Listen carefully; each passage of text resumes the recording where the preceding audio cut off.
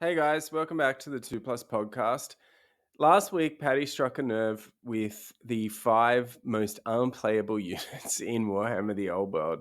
It certainly got a lot of community reaction, and behind closed doors, we had sort of workshopped that we thought there were at least, well, there was a lot of under or overcosted units, but that we'd go with the supported armies first because pretty much Legacy is completely overcosted in general.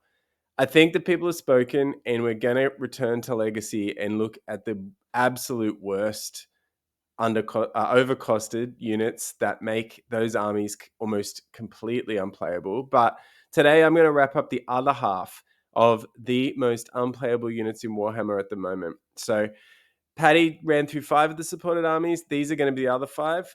Let's get to it. First up, it is questing knights. So I don't know what to say with questing knights. Like, I think there's a lot of flavor. Bretonia have a thinner roster than people think. I think out there that beyond Pegasus Knights, it's pretty samey. And at the same time, they Bretonians seem to be gaining more in terms of popularity. That whole Arthurian Camelot approach, knights charging into battle, even though that's not really a good way to play Warhammer at the moment to win anyway, is something that the punters love. With questing knights, though, even though they've got this great fluff in the sense that they're out there looking for the grail and that they're burdened by these great weapons and aren't allowed to use lances, all of those things come together in an abominable package. So you're really paying for upgrades to leadership. You get stubborn, and you get what on the back of a horse, you get movement 8 and armor, like a 3+ save, and some of the other aspects of Bretonian horses are cavalry are good with. What you're getting, though, for 26 points in general is you're getting toughness 3, you're getting a 4+ save in combat, and you're getting 1 wound for that amount of points. And that's a big problem. So all of the strength cavalry hit hard. They need to try to break units, or they rely on that very high armor save to be able to escape being damaged. And at the moment, cavalry particularly are in bad shape. In the metagame, there are a lot of shooting attacks that are reasonably high strength and very high AP. It isn't the type of Warhammer I like to play, but it means even your Chaos Knights, your Dragon Princes, your other A-grade cavalry, well, I guess depending on your point of view, maybe let's say Blood Knights and other sorts of shock cavalry are still not really finding a place at the moment in the metagame. And sadly, questing knights as the worst cavalry unit out there are not going to be make a roster at all. So for 26 points, I don't know. I don't know what you could do. Like, really, when you're wielding great weapons, striking last, it's a big deal. And it's a real shame because with the Bretonian list as it stands, you not only have the questing knights, which aren't very good, but Grail Knights. People don't really like to play Knights of the Realm and Knights of Eret at all, and you're losing a lot of flavor in this list. So I don't know. We are going to get back to it. In what sorts of points cost would it matter to play questing knights? But the types of things that you're paying for are certainly not what you're getting on the table, even though some people have beautifully painted models out there, and I wish they could play them a little bit more. You do get access to an incredible range of or incredible amount of points if you want to go with magic items and banners and virtues, but I don't think it's like lipstick on a pig. I don't think you can make them any better.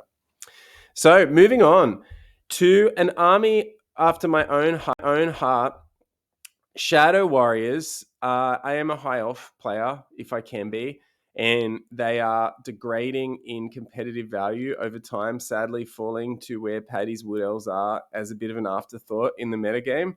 And what you're paying for is +1 weapon skill, +1 ballistic skill, +1 initiative. So if you know already, that's what elves are already good at. So you're going from weapon skill 4 to weapon skill 5. You're going from ballistic skill 4 to ballistic skill 5 and initiative 4 to initiative 5. Now, all of those things on their own might seem like good things, but what are they for? You Shadow Warriors, you've only got 1 attack running in with weapon skill 5. Web is not that great. Weapon skill 5 feels about one of the worst numbers to pay for. Weapon skill 6 maybe as well. 7, 4, 3, and 2 all have a little bit more meaning in terms of increasing the odds or worsening the odds in your favor. If you're paying for weapon skill 4 or 5, you sort of feel in this dead zone of it doesn't really have a lot of value. But I don't know. Shadow Warriors are striking with strength 3 hand weapons. So I don't know what the point is of that. Then underneath that, you've got +1 ballistic skill, which seems good. These guys are elite archers, but they only get one shot. And that one shot has AB1 on a 6. And given that your scouts, I don't know, you're very close already. So maybe you're firing at short range, hitting on 2s, but strength 3, AB1, it's just not going to get the job done anymore for adopting such a vulnerable position. So to that end as well, what's the initiative 1 for? You're not in combat. You don't really, the game is missing an opportunity to take initiative tests, I think, at the moment. And that's where that initiative 5, even with Elven Reflexes, you get to strike first, but why do you want to for?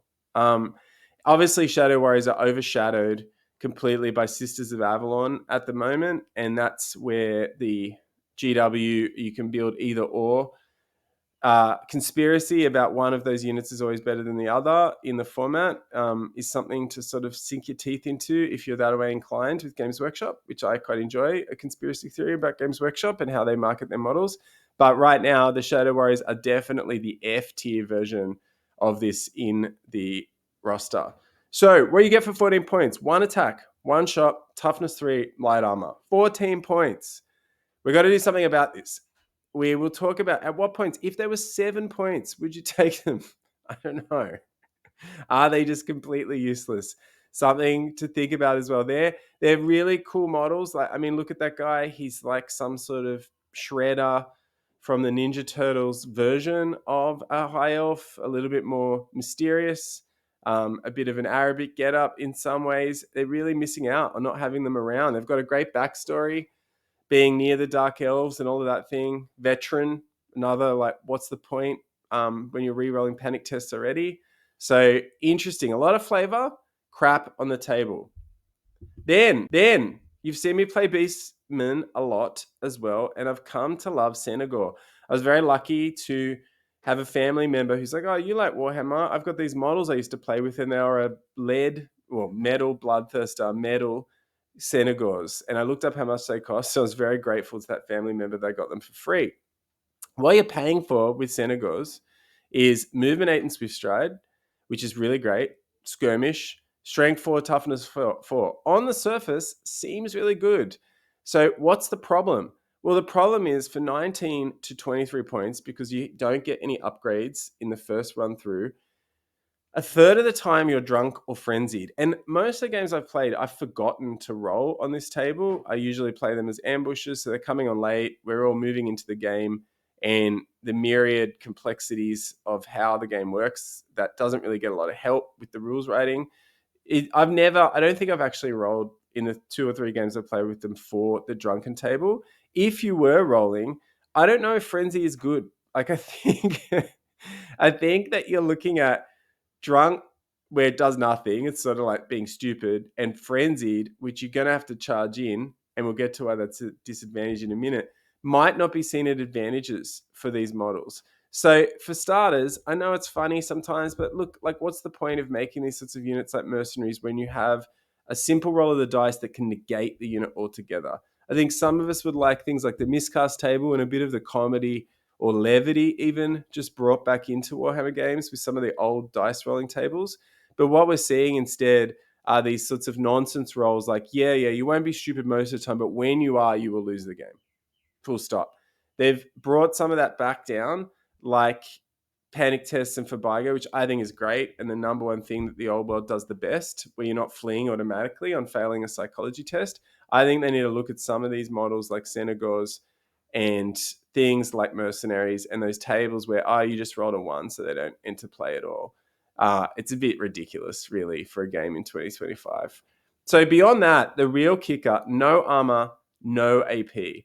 So that's pretty rough. No armor. You'd be shocked. I think the armor is overdone in this format, but so is AP. And the issue there is that if you don't have armor, you're probably dead. If you don't have AP, you're probably not worth being in the game. Full plate armor, I don't know why we've got it in the game. It's too easy to get a 3+ save. It's also very easy to get AP -1, and units with AP -2 tend to hack through and leave their opponents with a 5+ or a 6+ save.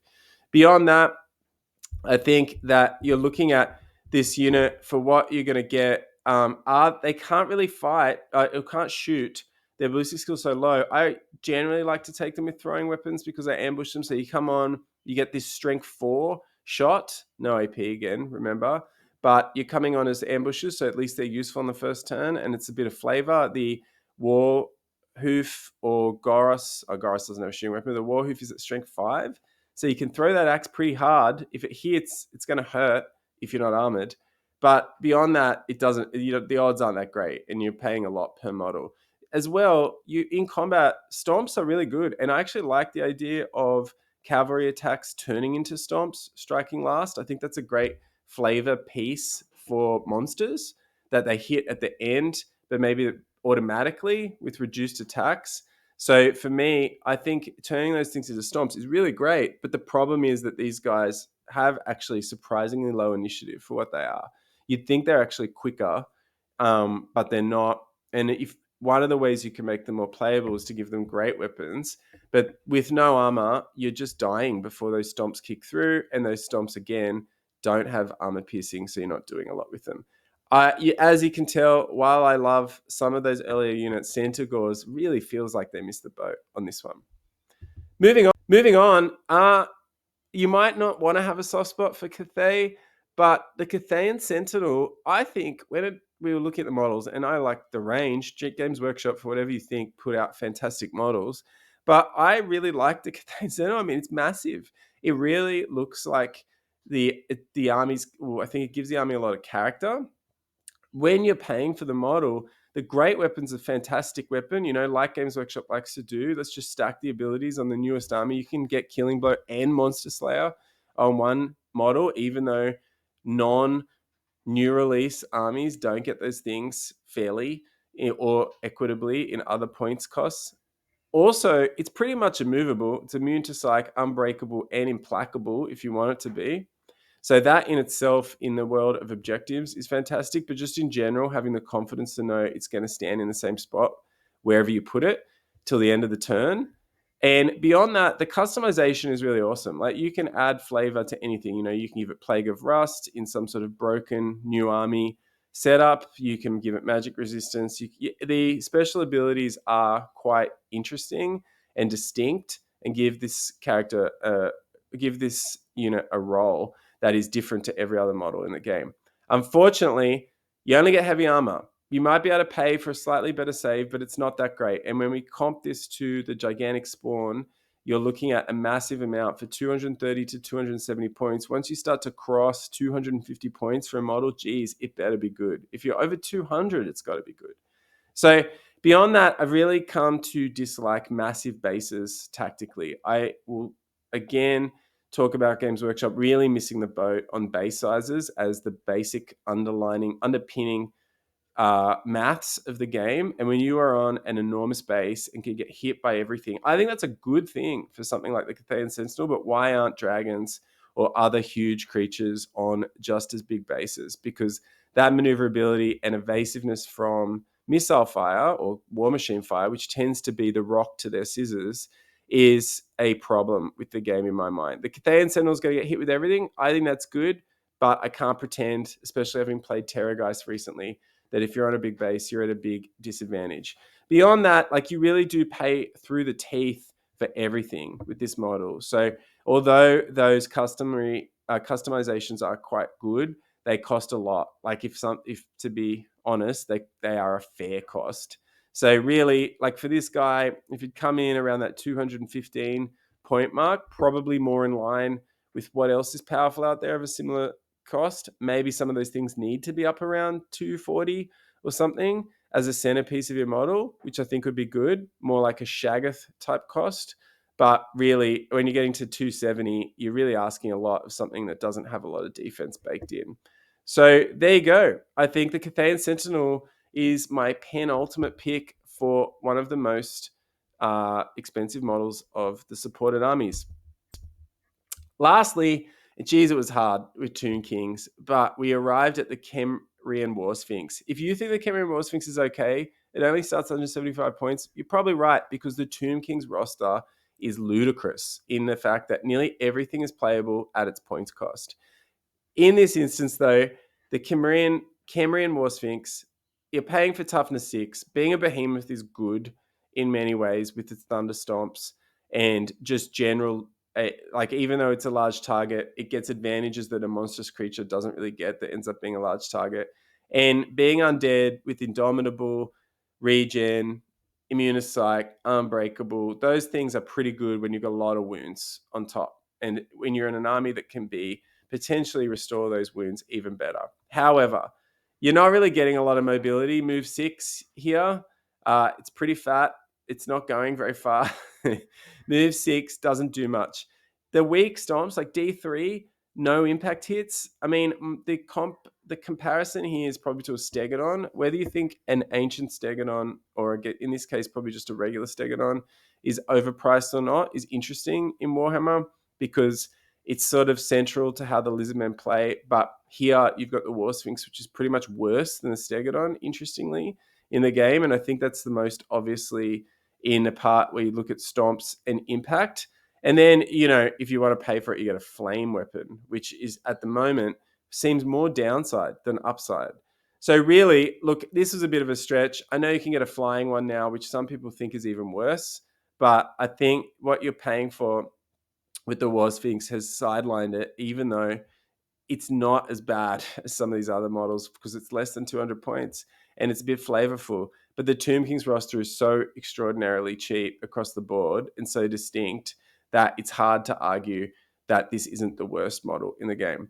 So there you go for me. I'd like to wrap up just by thanking Pandemwargaming, our major sponsor. You can see an affiliate link for us below if you want to check out high quality plastic terrain and accessories for the old world. And our financial supporters, we're really grateful to your continued help with the channel. But my top 5 to round out the supported armies: Questing